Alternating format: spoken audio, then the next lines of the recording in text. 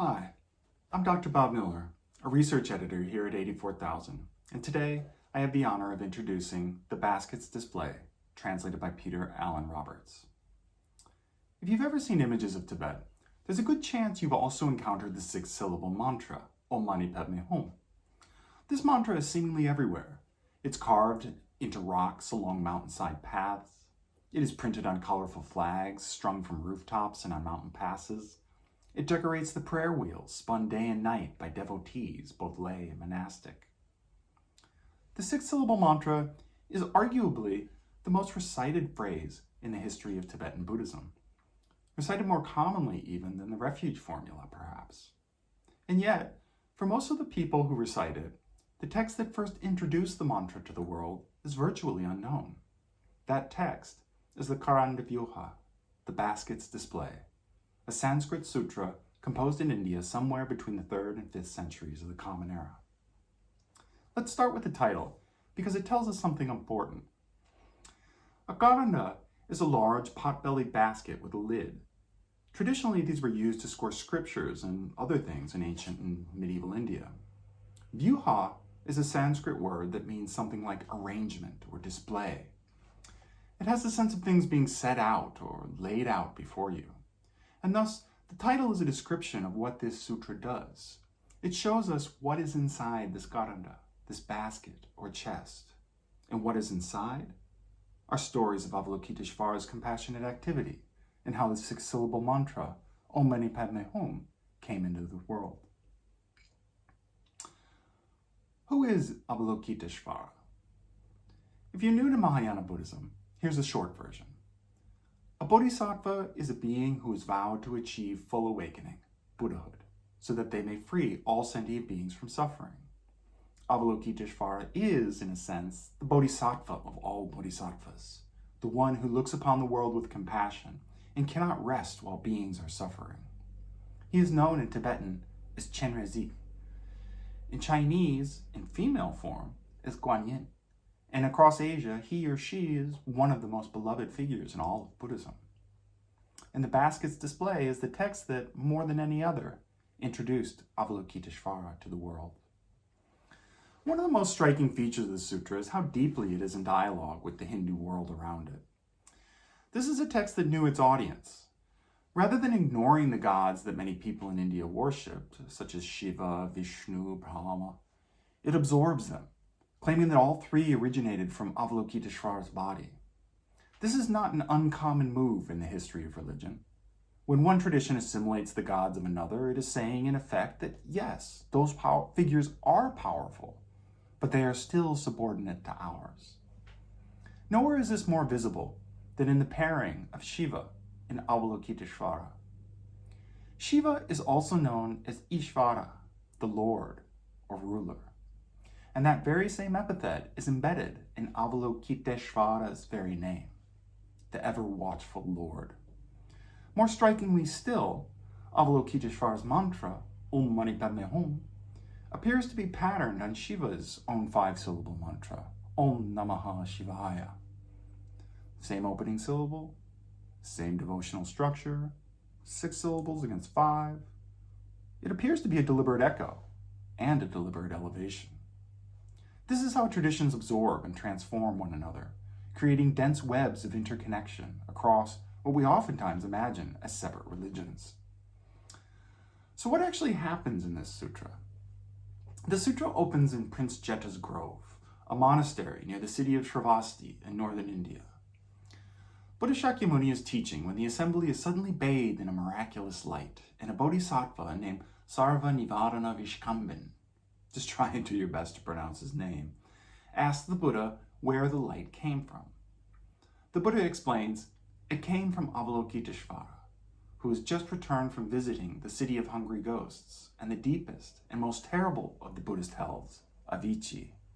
And from there, the text unfolds in a series of nested narratives, each one in a flashback that reveals more of the mantra's history or Avalokiteshvara's compassionate activity. We see Avalokiteshvara's traveling across the world in a kind of cosmic tour of compassion. He visits the realms of the asuras, the demigods, and teaches them about merit. He visits yakshas and blood-drinking rakshasas. He goes to Simhala Island, which is oftentimes associated with Sri Lanka, where, in the form of a handsome man, he persuades a population of dangerous flesh-eating demons to renounce violence. He goes to Varanasi, and in the form of a bee, buzzes the prayer of the 3 jewels to insects trapped in a cesspit, thus thereby liberating them. He goes to a region in Magadha where beings have been starving and eating each other for 20 years and causes food to rain from the sky. These stories are not subtle. They are vivid, sometimes shocking, and they are making one point over and over again. There is nowhere Avalokiteśvara will not go, no being too low, nor too lost to be beyond his reach. The second half of this sutra shifts its focus to the mantra itself. The Bodhisattva Sarva Nivarana Vishkambin wants to obtain the 6-syllable mantra, and the Buddha tells him a story about his own past lives when he too had to search for it. The mantra, it turns out, wasn't easy to find. The future Buddha Shakyamuni eventually received the mantra from Buddha Padmottama. Padmottama, in turn, received it from Avalokiteśvara himself, who shows how the mantra sits to the left of Amitabha in Amitabha's mandala.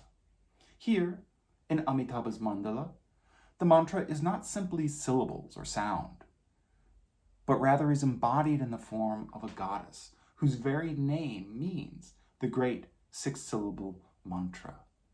Shad-akshari Mahavidya. She is white in color, with 4 arms, holding a red lotus in one hand and a rosary in the other. This is significant. The mantra is not merely a string of sounds. It is the embodiment of wisdom and compassion. Which brings us to the meaning of the mantra, Om Mani Padme Hum. From a Sanskrit perspective, the syllable Om combines 3 sounds. The vowels A and U combine to form the vowel O, which combine with Ma to become Om. And these 3 components, A, U, Ma, symbolize body, speech, and mind, respectively. Thus, the syllable Om represents the homage or respect expressed through body, speech, and mind that a devotee offers to Avalokiteśvara. Separately, the word Mani means jewel and symbolizes compassion, while Padma means lotus and symbolizes wisdom. But when Mani and Padma are put together, Mani Padma is an epithet of Avalokiteśvara. And so the compound Mani Padma has a double meaning. On the one hand, it is simply another name for Avalokiteśvara.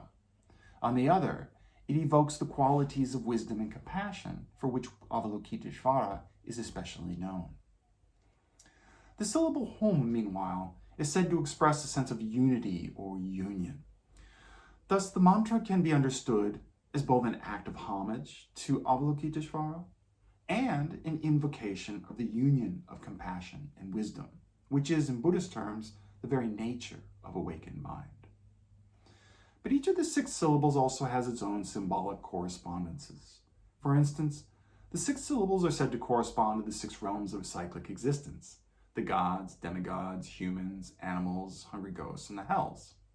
And reciting the mantra closes the gates to rebirth in each one. So reciting Om closes the gates to rebirth as a god, Ma closes the gates to rebirth as a demigod, and so forth.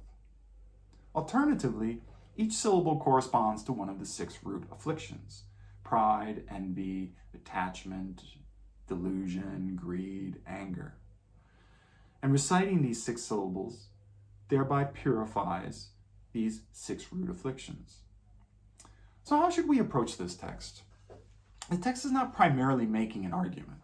It's creating an atmosphere, a world saturated with the presence of Avalokiteśvara, where compassion reaches into every corner of existence, where even insects in a cesspit are not beyond the reach of liberation.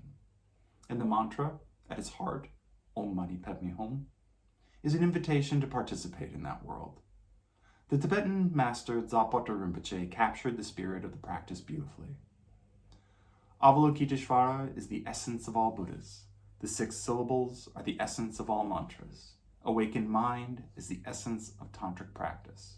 Recite the 6 syllables, with the knowledge of the one that liberates all. That is the Kāraṇḍavyūha, the basket's display. So lift the lid, look into the basket, recite the six-syllable mantra, and dwell in the awakened mind of wisdom and compassion.